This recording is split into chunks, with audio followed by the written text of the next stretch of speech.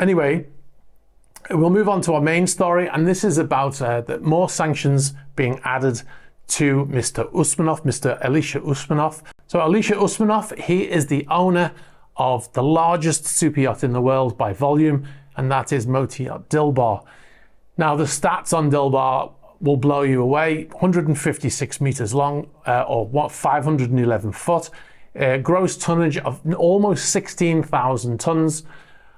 She has a 25 meter swimming pool, indoor swimming pool on board, 2 helicopter landing pads. She can carry 36 guests and has a crew of over 80. Incredible vessel. Something really to behold when you do see her. I've made a number of videos about Dilbar in the past, before the sanctions, just mesmerized by how big this vessel was. The estimated current value of $735 million. Now, in 2022, we broke on the channel here that Mr. Usmanov had been placed on sanctions and the vessel was effectively seized in Hamburg. The yacht was in a Bloemenvos, a dry dock facility in Hamburg, when the owner was sanctioned, and therefore all work had to stop on the boat.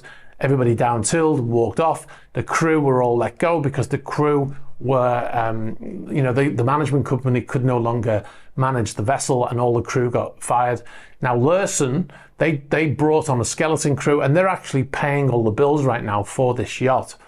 There's been a lot of investigations about Mr. Usmanov. We reported on some of them on the channel, some of them based around the fact that he's been basically living in Germany, and they raided houses and warehouses at the docks where the ship was kept.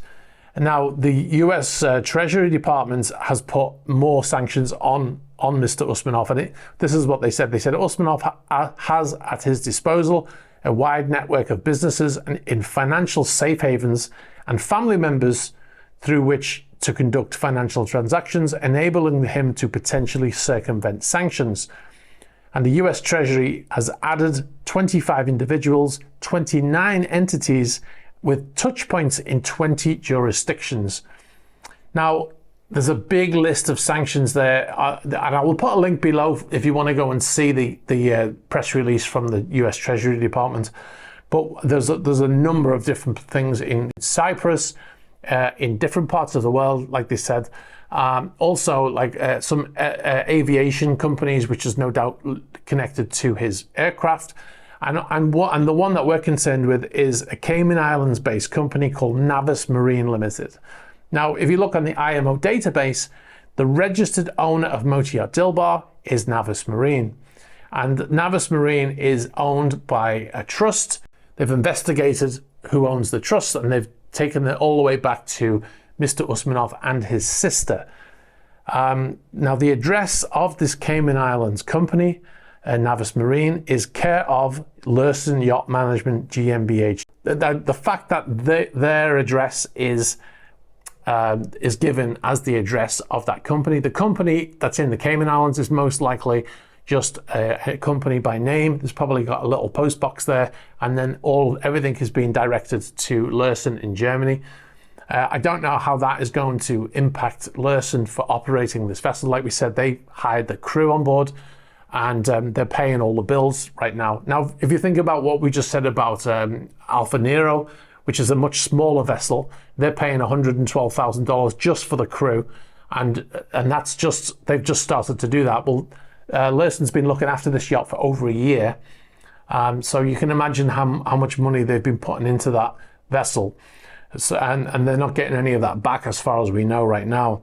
So that must be a drain on the finances of Lursen, mustn't it? As far as Mr. Usmanov goes, he's been sanctioned in Australia, in Canada, European Union, Japan, New Zealand, Switzerland, and the United Kingdom. So that's a lot of sanctions, isn't it?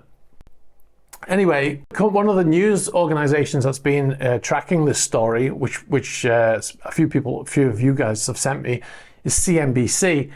And they did a news piece on their website recently, and it was called US Imposes Fresh Sanctions on Financial Network Linked to Russian Oligarch Elisha Usmanov. And in that article, it's a good article. It seems to be, it seems to be accurate and everything. But in there's a photograph, what they purport to be, of motor yacht Dilbar. Now, when you look at it, you can clearly see that it's not Motor Yacht Dilbar. Now, the thing is, it's not really their fault, the people who wrote the article, because they went to Getty Images to get that photograph, and they've supplied an incorrect photo of the yacht. And I've seen this before. I've seen this photograph used to refer to Motor Yacht Dilbar, and it's the wrong boat. Now, what's interesting about it is, fair enough, they made a mistake. So I contacted the writer through Twitter, and there was a female, and I told her that you've used the wrong picture. I sent 2 photographs that we took of Dilbar, and I said, if you're in any doubt, look on the side of the vessel. You can actually see the name Dilbar on that boat. Now, this was about 4 days ago, and so far they haven't changed the article. So they don't seem to be overly concerned that they're showing the wrong yacht in that article. So yeah, very interesting that they don't seem to care.